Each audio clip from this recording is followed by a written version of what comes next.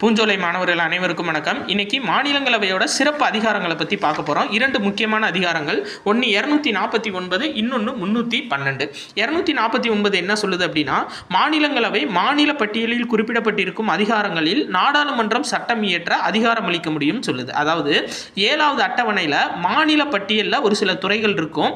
அதில் மாநிலங்கள் சட்டமன்றங்கள் தான் பார்த்தீங்கன்னா அதில் சட்டம் இயற்ற முடியும். ஆனால் ஆர்டிகல் 249 படி மாநிலங்களவை அனுமதி கொடுத்து நாடாளுமன்றம் அந்த பட்டியலில் இருக்க துறைகளில் சட்டம் இயற்றலாம். சரியா? சரி, அடுத்து 312 என்ன சொல்லுது அப்படின்னு சொல்லி பார்த்தீங்க அப்படின்னா, புதுசாக ஒரு அனைத்திந்திய பணிகளை உருவாக்குறதுக்கு மாநிலங்களவைக்கு பார்த்தீங்க அப்படின்னா பவர் கொடுக்கறதா என்னன்னா ஆர்டிகல் 312. சரியா? சரி, ரைட்டு. அடுத்து பாருங்க, முக்கியமான இன்ஃபர்மேஷன் என்ன அப்படின்னா, ஆர்டிகல் 120 என்ன சொல்லுது அப்படின்னா, அலுவல் மொழியா இந்தியும் ஆங்கிலமும் இருக்கும். எதுல? நாடாளுமன்றத்தில். சரியா? அப்ப நாடாளுமன்ற அலுவல் மொழியாக இந்தியும் ஆங்கிலமும் இருக்கும் அப்படின்னு சொல்ற சட்ட அமைப்பு உறுப்பு எது அப்படின்னா 120. சரியா? அடுத்து முக்கியமான ஒரு இன்ஃபர்மேஷன் பார்க்கணுங்க.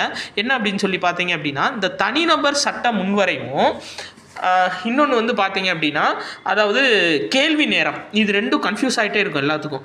கேள்வி நேரம் அப்படின்றது எப்போ ஒதுக்கப்பட்டிருக்குன்னா, நாடாளுமன்ற அவை ஆரம்பித்ததுலேருந்து ஒரு மணி நேரம் தினமும். சரியா? நாடாளுமன்ற அவை ஆரம்பித்ததுலேருந்து தினமும் முதல் 1 மணி நேரம் ஒதுக்கப்படுறது கேள்வி நேரம். சரியா?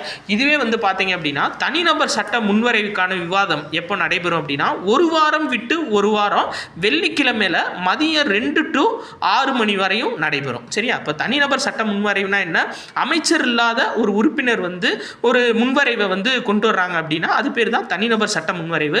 ஸோ தனிநபர் சட்ட முன்வரைவை ஒருத்தவங்க கொண்டு வர போறாங்க அப்படின்னா அவங்க ஒரு மாதத்துக்கு முன்பே, சரியா, அவங்க தகவல் தெரிவிச்சிருக்கணும். இது ஒரு முக்கியமான இன்ஃபர்மேஷன். இந்த இன்ஃபர்மேஷன் எதுலேருந்து எடுக்கப்பட்டிருக்கு அப்படின்னா 12th பாலிட்டி புக்கில் 2வது லெசன் சட்டமன்றம் அப்படின்ற லெசன்லேருந்து எடுக்கப்பட்டிருக்கு. நன்றி.